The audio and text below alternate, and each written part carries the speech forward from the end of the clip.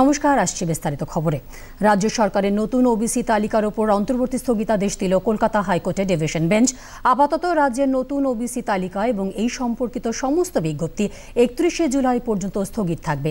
ইতিমধ্যে সুপ্রিম কোর্টে পুরনো মামলাটির শুনানি আগামী 15ই জুলাই, নতুন মামলাটির পরবর্তী শুনানির দিন রাখা হয়েছে 24শে জুলাই। আইনজীবী বিক্রম ব্যানার্জি কলকাতা হাইকোর্টের এই নির্দেশ সম্পর্কে বিস্তারিত জানিয়েছেন।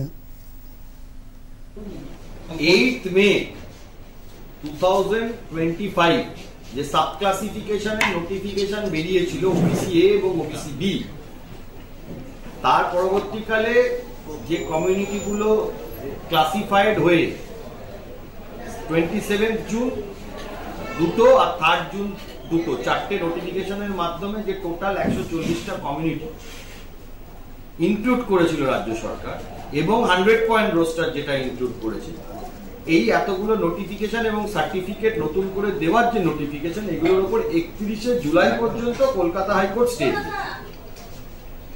কিন্তু অ্যাডমিশন বা রিক্রুটমেন্ট যদি পুরনো 7% রিজার্ভেশনে বা তার মধ্যে ইকোনমিক্যালি উইকার সেকশনে হয়, সেটাতে কোনো কিছু বাধা কোর্ট রাখেনি বা কোর্ট কোনো অর্ডারও দেয়নি। অলরেডি একটা সিঙ্গেল বেঞ্চের অর্ডার আছে যে আগের সে 7% রিজার্ভেশন ছিল তাতে অ্যাডমিশন এবং রিক্রুটমেন্ট করানো যাবে।